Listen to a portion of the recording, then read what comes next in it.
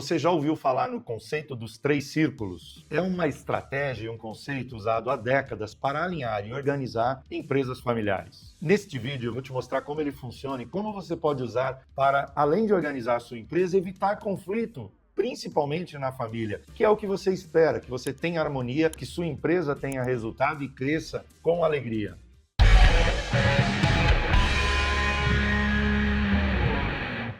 O conceito dos 3 círculos, ele divide a empresa familiar em 3 áreas diferentes. A primeira é a propriedade, é onde estão os sócios, os acionistas. Essa propriedade também dá para traduzir como patrimônio do acionista. Se você imaginar, a sua empresa está gerando caixa, paga o que a gente chama de dividendos, o empresário ele recebe o prolabore, que é o salário dele, como se fosse o salário do funcionário, mas ele também recebe o dividendos. Quando sobrou uma grana ali no caixa, a gente transfere isso para os sócios, né? Há toda uma política para fazer isso. Esse dinheiro que ele vai retirando da empresa, e porque pode retirar, ele vai gerando patrimônio. Então, esse primeiro círculo refere-se ao patrimônio. O segundo círculo é o círculo da empresa, ou seja, a questão em si. Uma empresa que está comprando, produzindo, prestando serviço, enfim, seja qual for o negócio que você realiza. Dentro dessa empresa, normalmente você tem empregados e pode ter familiares também. Mas, enfim, é isso que a gente quer organizar. O terceiro círculo e a terceira área se refere à própria família, onde eu normalmente tenho apenas os familiares. Então, veja, eu preciso proteger meu patrimônio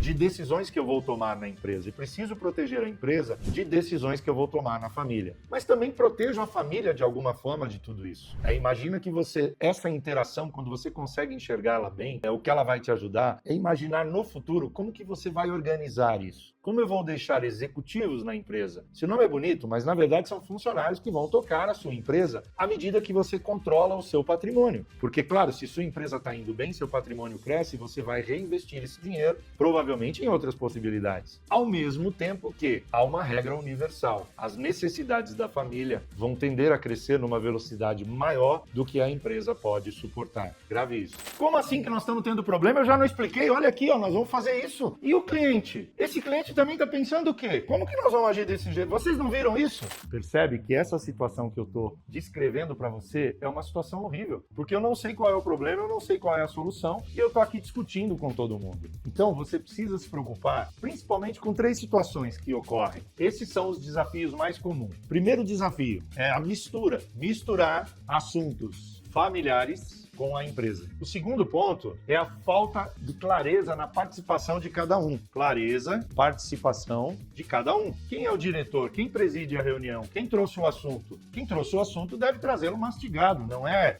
Normalmente a gente faz a reunião para debater o que aconteceu. A reunião deveria ser para tomar a decisão. E as pessoas se encontram no seu dia a dia para debater o que aconteceu. Alguém é responsável em trazer para a reunião e alguém apoia ou não aquelas decisões ou aquelas sugestões de decisão. Então, melhore o processo do que cada um tem que fazer nas suas reuniões. O terceiro ponto é o conflito de papéis. Ou seja, imagina que alguém é sócio proprietário, mas é também o gerente na empresa e é também um familiar. Nesse momento, ele precisa ter clareza, através daqueles acordos que a gente vem comentando, ele precisa ter clareza de qual é o papel dele em cada momento de situação que a empresa está vivendo e em suas reuniões. Agora, eu vou te explicar como evitar esses problemas na prática. A governança estruturada. Esse nome também é bonito, governança, mas o que é a governança? É o mais alto nível de gestão. Independente do tamanho da sua empresa, você pode ter esse mais alto nível de gestão. Vou te dar um exemplo. Você tem uma padaria e os donos da padaria, você, sua esposa e seu filho adulto. É apenas um exemplo. Você pode ter um conselho consultivo entre você, sua esposa e seu filho adulto. Esse conselho consultivo, que em empresas grandes e de capital aberto chama conselho de administração, é onde vocês vão discutir as questões de estratégias. Por exemplo, nossa padaria não tem atendido os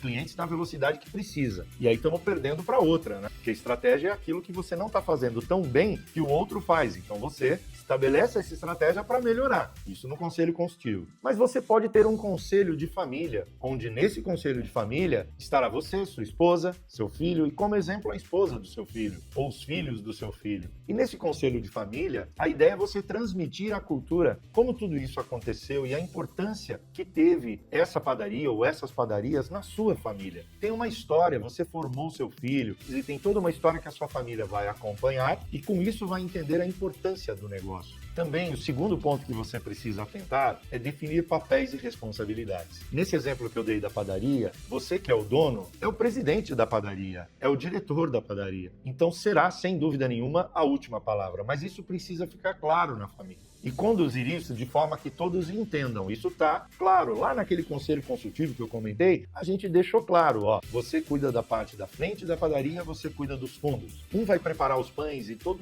que a gente vende e produz na padaria. O outro vai estar lá na frente vendendo. E você é o presidente, apenas um exemplo. O terceiro ponto, vou reforçar, é documentar todas essas regras, seja na família ou nesse conselho consultivo. Por exemplo, na família você talvez queira deixar claro para todos que para que atuem lá na padaria ou que possam ter um emprego nessa atividade que nós realizamos, precisa, por exemplo, ter entrado na faculdade. Você pode especificar diferentes regras, isso varia conforme cada família e empresa. Mas essas regras criam incentivos para que as pessoas entendam como que eu vou proteger a empresa da família e vice-versa. Planeje a sucessão. E aqui não é a sua sucessão somente. Imagine dessa forma. Lá no fundo da padaria você tem seu filho tocando ela. Ele vai ser seu sucessor? Talvez isso não esteja claro. Mas e se ele for, quem vai tocar o fundo da padaria como ele toca hoje? Então pensar e debater essas questões. Nessa reunião que estará os sócios, que é você, sua esposa e seu filho, nesse exemplo que eu estou trazendo, vai te ajudar a pensar estrategicamente. Isso é pensar de forma estratégica, é você pensar o futuro, e o nome disso também é, como você já ouviu várias vezes, planejamento estratégico.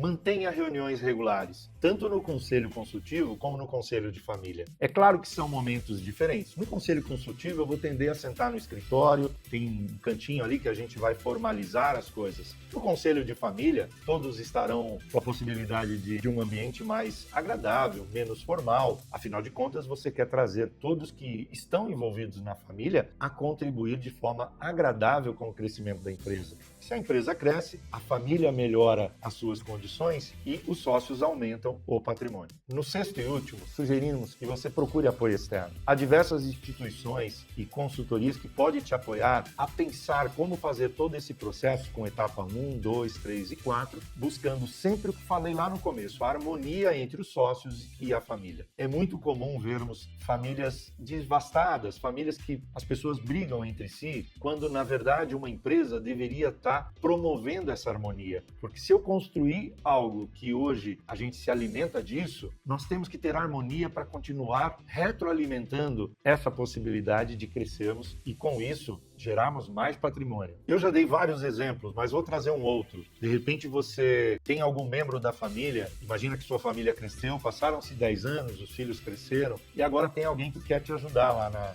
no seu negócio ou nesse exemplo da padaria. É muito importante que você tenha iniciado há 10 anos atrás essas reuniões, esses encontros, esses acordos de família, acordos de sócios, com alguma formalização. Porque essas pessoas elas vão crescer aprendendo isso. E à medida que elas vão aprendendo isso, elas também vão medindo a sua expectativa para que não gere frustração. Afinal de contas, expectativa e frustração estão sempre juntos. Com o conceito dos 3 círculos, você poderá transformar dificuldades, conflitos, problemas que você enxerga hoje em grandes oportunidades de você maximizar esse trabalho em equipe, onde todos da família podem complementar. Afinal de contas, somos todos complementares, temos capacidades diferentes. Quando eu junto essas capacidades, é que a gente pode ganhar mais ainda. Se você gostou desse conteúdo, deixe seu like, se inscreva no canal e compartilhe com outros que você sabe que precisa dessa dica sobre o conceito dos 3 círculos: a propriedade, a empresa e a família. Com isso, vamos juntos construir empresas mais fortes e harmoniosas. Até o próximo vídeo.